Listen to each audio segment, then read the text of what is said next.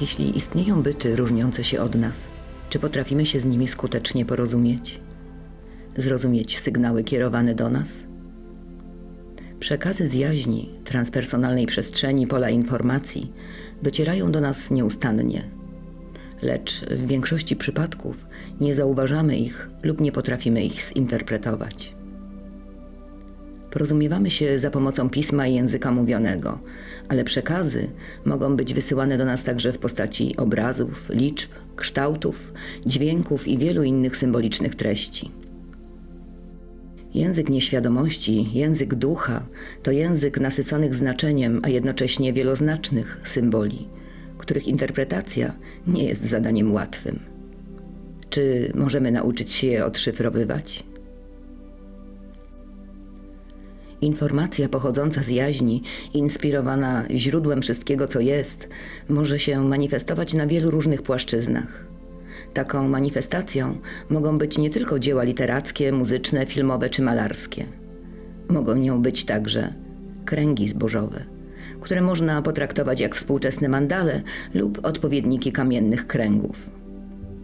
Nawet więc, jeśli kręgi zbożowe są dziełem cropmakerów, a wiele na to wskazuje, nie można wykluczyć, że czerpią inspirację z prawdziwego źródła kreacji, przynosząc istotny przekaz.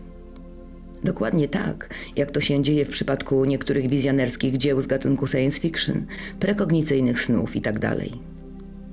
Informacja płynąca z przestrzeni ducha może być odebrana przez wiele różnych osób, przez tych, których poziom wrażliwości czy też świadomości jest na tyle wysoki, że są zdolni ją odebrać. Na marginesie ta wiedza stawia pod znakiem zapytania niektóre zjawiska zakwalifikowane jako plagiaty. Przyjrzyjmy się więc informacjom powtarzalnym, takim, które niosą w sobie identyczne lub bardzo podobne przesłanie.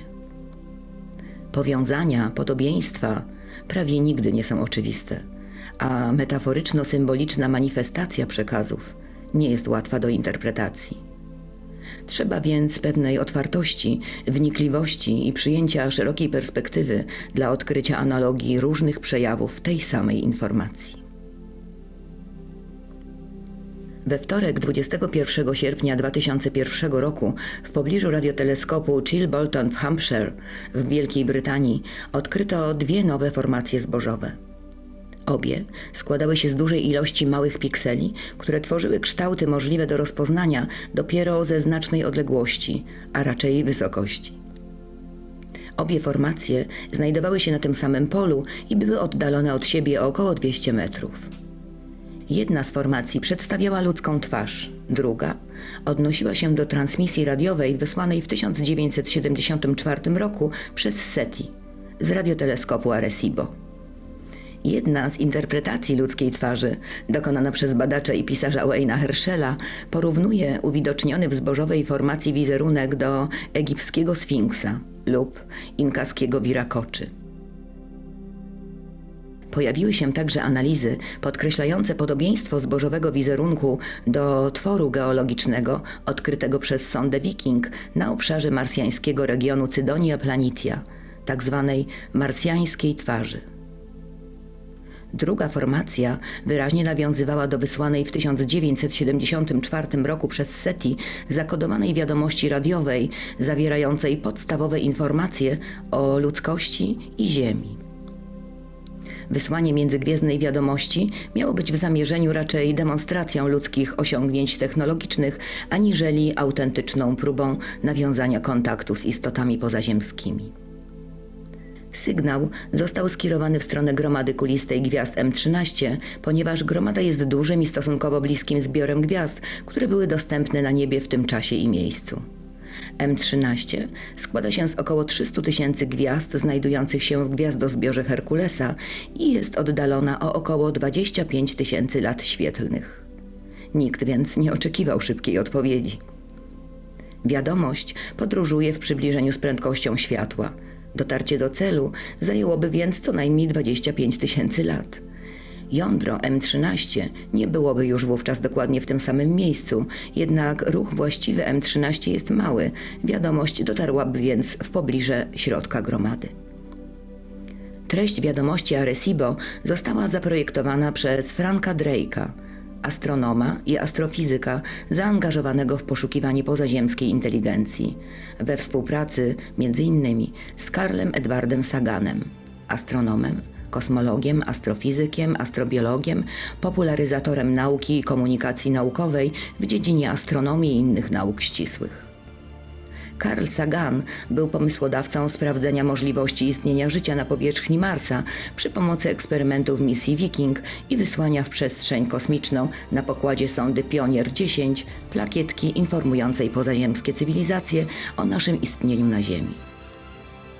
Sagan, profesor astronomii i nauk kosmicznych, opublikował ponad 600 prac naukowych i wiele artykułów oraz był autorem, współautorem lub redaktorem ponad 20 książek.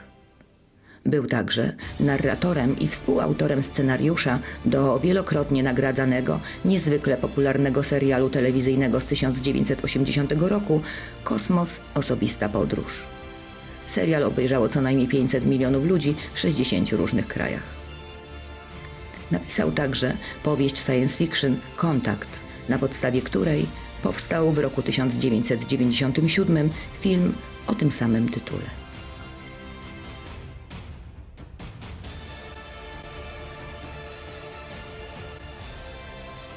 Najbardziej znanym wkładem naukowym Carla Sagana są badania nad życiem pozaziemskim, w tym eksperymentalna demonstracja produkcji aminokwasów z podstawowych substancji chemicznych przez promieniowanie. Wysłana w kosmos wiadomość składała się z 1679 impulsów kodu binarnego, a jej transmisja trwała nieco poniżej 3 minut. Przekaz został wysłany na częstotliwości 2380 MHz. Oryginalna wiadomość składała się z kilku sekcji, z których każda przedstawiała inny aspekt naszej cywilizacji. Na górze umieszczono binarne reprezentacje liczb od 1 do 10, przy czym liczby 8, 9 i 10 przedstawiono w 2 kolumnach. Następna sekcja zawierała wartości binarne 1, 6, 7, 8 i 15, które opisywały liczby atomowe pierwiastków podstawowych dla życia na Ziemi, odpowiednio wodoru, węgla, azotu, tlenu i fosforu. Kolejna, większa sekcja składająca się z 3 rzędów przedstawiała wzory dla cukrów i zasad w nukleotydach DNA. Poniżej, po obu stronach prostego pionowego słupka wskazującego liczbę nukleotydów w DNA, umieszczono graficzną reprezentację naszej podwójnej helisy DNA. Bezpośrednio pod podwójną helisą DNA znalazła się grafika reprezentująca nas, ludzi, z zaznaczonym ciałem i kończynami. Po lewej stronie umieszczono binarną wartość populacji Ziemi, obliczoną w 1974 roku na około 4,29 miliarda. Po prawej stronie humanoidalnej formy znalazł się kod binarny uśrednionej wysokości człowieka, który wyliczono na 176,4 cm. Następna sekcja przedstawiała nasz Układ Słoneczny. Pokazano w niej Słońce i 9 planet z zaznaczeniem ich przybliżonej wielkości. Trzecią w kolejności oddalenia od Słońca planetę, czyli Ziemię, umieszczono nieco wyżej, podkreślając w ten sposób jej znaczenie. Ostatnia sekcja przedstawiała sam nadajnik, radioteleskop Arecibo z jego zakrzywioną strukturą i kolejną liczbą binarną opisującą średnicę jego anteny radiowej. Pomimo podobieństw pomiędzy zbożowym kręgiem z 2001 roku i wiadomością Arecibo z 1974 roku istnieje kilka istotnych rozbieżności pomiędzy formacją, która pojawiła się na polu uprawnym w Chilbolton, a oryginalną wiadomością wysłaną do gwiazd. I to właśnie te różnice nadają przesłaniu informacyjną wartość. W formacji zbożowej z 2001 roku liczby od 1 do 10 były analogiczne i opisane w identycznej formacji jak w oryginalnej wiadomości z 1974 roku. Jednak w sekcji opisującej liczby atomowe pierwiastków tworzących życie na Ziemi pojawiła się dodatkowa wartość. Ten dodatkowy element opisuje liczbę atomową 14, oznaczającą krzem. Być może wskazuje to na formę życia opartą nie na węglu jak nasza, lecz na krzemie. W kolejnej sekcji różnice w kodach binarnych dotyczą umieszczenia dodatkowej nici po lewej stronie podwójnej helisy DNA oraz zmiany liczby nukleotydów w samym DNA, konkretnie w jego centrum. Widoczne są także znaczące zmiany zarówno w liczbie populacji ludzkiej, jak i w kształcie i wysokości humanoida, którego wzrost po przeliczeniu wynosi tu 100,8 cm. Zmiany dotyczą także opisu Układu Słonecznego. Poza trzecią planetą w kolejności odległości od Słońca, czyli Ziemią, wyróżniono także czwartą, którą jest Mars, i piątą, czyli Jowisz. Dodatkowo piąta planeta nie jest prezentowana tak jak w pierwotnej wiadomości Arecibo. Została ona podkreślona dodatkowymi pikselami. Skupisko 4 punktów może reprezentować 4 główne satelity Jowisza, który jest co prawda planetą gazową, lecz oprócz wielu innych małych satelitów posiada 4 główne satelity o naturze tellurycznej. W ostatniej sekcji wiadomości z Chilbolton w miejscu grafiki przedstawiającej radioteleskop Arecibo umieszczono reprezentację innego instrumentu. Obraz ten wydaje się być uproszczoną kopią kręgu zbożowego, który pojawił się u stóp tego samego teleskopu z Chilbolton rok wcześniej. W kręgu zbożowym z 2000 roku możemy zobaczyć rodzaj anteny, która jest jednocześnie obrazem reprezentującym fraktal. Centralny okrąg dzieli się na 2 okręgi po prawej i po lewej stronie. Następnie każdy z nich dzieli się ponownie na 2 kolejne i tak dalej.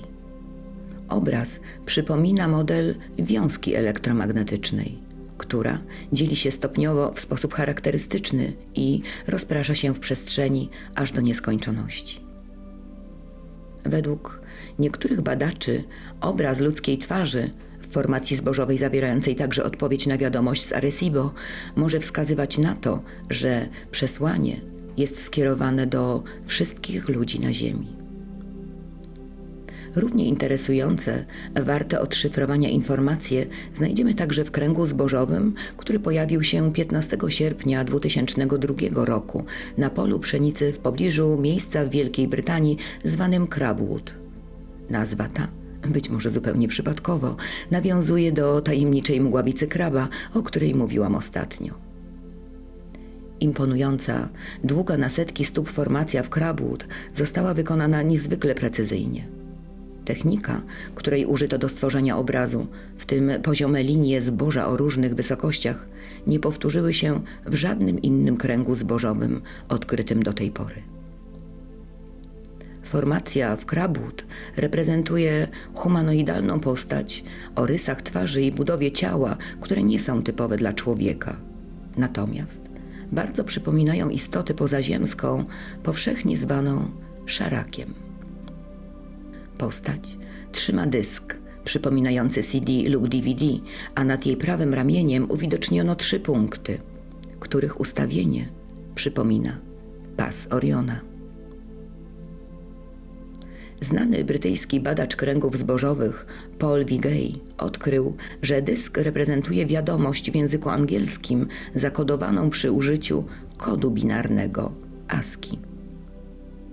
ASCII to system kodowania znaków używany we współczesnych komputerach oraz sieciach komputerowych, a także innych urządzeniach wyposażonych w mikroprocesor. Paul Vigay ustalił, że zaczynająca się w centrum dysku i rozchodząca się spiralnie aż do jego krawędzi wiadomość brzmi następująco.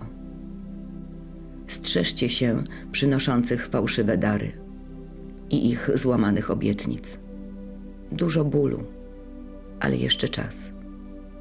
W tym miejscu znajduje się uszkodzone słowo, w interesujący sposób interpretowane następnie przez innych badaczy.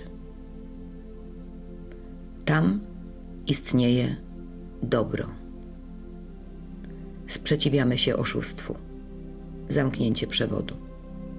Dźwięk dzwonu. Wiadomość brzmi jak przestroga. Ostrzeżenie dostarczone z odpowiednim wyprzedzeniem. Czy jest to wiadomość, na którą my wszyscy, ludzie, powinniśmy zwrócić uwagę? Odkryto także dwa inne przesłania ukryte w 1368-cyfrowym kodzie binarnym w spiralnym dysku. Obie zakodowane wiadomości są równie niejasne jak przesłanie główne. Jedna z wiadomości dotyczy fałszywej kapitalizacji, druga dodatkowych cyfr. Do tego jednego z najważniejszych obrazów zbożowych w historii nawiązuje rysunek autorstwa nieznanego rosyjskiego artysty, pokazujący wiadomość, przesłanie na spiralnym dysku, przekazane ludzkości przez obcego lub anioła. Rysunek wykonano w 1967 roku, a więc na wiele lat przed pojawieniem się zbożowej formacji w Crabwood. Rysunek z 1967 roku zawiera m.in. spiralny dysk wraz z zakodowaną w kodzie binarnym wiadomością, który jest uderzająco podobny do tego, który pojawił się 35 lat później w zbożowej formacji w Crabwood. Z kręgiem zbożowym w Crabwood z 2002 roku i rysunkiem z 1967 powiązany jest także pewien niezwykły sen, który przyśnił się fińskiemu badaczowi kręgów zbożowych. Martin Keitel, pedagog, artysta, autor wielu książek i założyciel fińskiego Centrum Informacji o Kręgach, zanim jeszcze usłyszał o niesamowitym przekazie ASCII, jaki pojawił się w zbożu w Crabwood, miał sen, który poruszył go tak bardzo, że nie tylko go zapisał, ale nawet umieścił jego opis na swojej stronie internetowej. Sen mówił o wielkiej, pochodzącej z kosmosu księdze, napisanej w nieznanym języku, której treść jednak została częściowo rozszyfrowana. Księga opowiada o nadchodzących zmianach, między innymi o nowym słońcu. We śnie pojawiał się także wirujący wokół śniącego w formie spirali pierzasty wąż, emanujący silną, miłującą energią. Wąż poinformował śniącego o stojącym przed nim ważnym zadaniu. Zadanie to jednakże nie musi być wykonane jedynie przez niego samego. Pierzasty wąż przekazał śniącemu małe plastikowe pudełko wypełnione czerwonymi płytkami czy też tabliczkami, na których zapisane były różne teksty. W śnie Martina wirujący wąż kilkakrotnie powracał na środek pomieszczenia, które było szkolną klasą, i znikał, a wówczas na jego miejscu pojawiała się mistyczna kobieta, która wydawała się nie być do końca świadoma tego, co właśnie się wydarza. Mistyczna kobieta powtarzała jak mantrę konieczność słuchania Majów. Podkreślała wagę ich przesłania. W ostatniej części sen pokazywał śniącego z grupą ludzi, z którymi czuł się mocno połączony i z którymi rozmawiał o tym, jak ziemskie dzieci będą przygotowane na duchową zmianę na świecie, która nadejdzie pomimo przeszkód stawianych przez ziemskie rządy. Ogniwem wyraźnie łączącym sen z binarnym przekazem zawartym w spiralnym kręgu, który pojawił się w formacji w Crabwood, był fragment snu, w którym wąż instruował śniącego o konieczności wyjmowania z pudełka po jednej tabliczce naraz. Jedna tabliczka lub 8 cyfr binarnych w ASCII oznacza jedną literę pisaną po angielsku. Sen, który tak poruszył Martina, a który prawdopodobnie był snem archetypowym, inaczej wielkim, a więc snem, którego autorem i architektem jest jaźń, przyczynił się do tego, że Martin odegrał następnie kluczową rolę w dekodowaniu przekazu ASCII, niezależnie od Paula Vigeya w Anglii czy Lindy Howe w USA. Na wyświetlanej teraz planszy możecie zobaczyć dalsze analizy binarnego kodu ASCII z dysków Crabwood, które wykazały, że może on zawierać jeszcze inne, ukryte przesłania, poza głównym. Dotyczy to między innymi interpretacji uszkodzonego słowa. Porównując rysunek z 1967 roku anonimowego artysty z Rosji, który zdawał się przewidywać to, co pojawiło się w uprawach w południowej Anglii 35 lat później, Martin odkrył, że wiadomość narysowana na dysku w rosyjskiej grafice odpowiada w wielu szczegółach tej, która znalazła się na spiralnym dysku w zbożowej formacji w Crabwood. Dysk z 2002 roku był oczywiście znacznie większy niż ten narysowany w 1967, ukazujący jedynie część dysku, który pojawił się później w zbożu, konkretnie jego środek. Jednakże niektóre z cyfr binarnych obu środkowych części wydają się być niemal identyczne. Rysunek nieznanego artysty z 1967 roku pokazywał 1. Binarną wiadomość na spiralnym dysku. 2. Istotę w stroju kosmonauty, która przybyła na Ziemię z pojazdu wyglądającego jak tak zwany spodek. 3. Grupę wysokich gór po prawej stronie, które przypominają Machu Picchu w Peru. 4. Płomienie wyłaniające się z twarzy obcego po lewej stronie. 5. Twarz obcego składającą się z kilku nakładających się na siebie obrazów. Oraz 6. Tunel czasoprzestrzenny lub kanał, przez który przesłany został dysk. Na rysunku znajdują się także dwa różne słońca Majów. Stare, które zajdzie lub umrze, oraz nowe, które w przenośni wzejdzie lub też się narodzi. Jeśli przyjrzeć się uważnie przesłaniom, które poznawaliśmy także bliżej w poprzednich filmach, zawartym w wizjonerskich snach i sztuce, w świętych artefaktach oraz wielu innych fenomenach pochodzących z tego samego źródła, wyrażającego się w metaforyczno-symbolicznym języku ducha, możemy odnieść wrażenie, że układają się one w sensowną całość. Tak jak pozbawione głębszego znaczenia pojedyncze puzzle tworzą całość spójnej, logicznej układanki. Możemy podjąć wysiłek zmierzający do zobaczenia tej całości. Wówczas, być może, odkryje się przed nami to, co wcześniej było ukryte. Carl Gustav Jung, wyprzedzający swoje czasy naukowiec, wizjoner, prekursor psychologii transpersonalnej, odkrywca nieświadomości kolektywnej i snów archetypowych, których twórcą, architektem jest jaźń, podkreślał znaczenie prawdziwego, właściwego zrozumienia idei nieświadomości zbiorowej, która łączy wszystko z wszystkim. Jej, jak mówił Jung, ponowne odkrycie ukrytego w niej potencjału ma mieć fundamentalne, kluczowe znaczenie dla dalszej ewolucji, dla przyszłości ludzkości. Sygnały, przesłania płynące z transpersonalnej, duchowej przestrzeni, wyrażone w symboliczno-metaforycznym języku snów, mitów, legend, baśni, sztuki i innych artefaktów szeroko pojętej kultury, są źródłem autentycznej wiedzy, z której możemy czerpać. Czy potrafimy?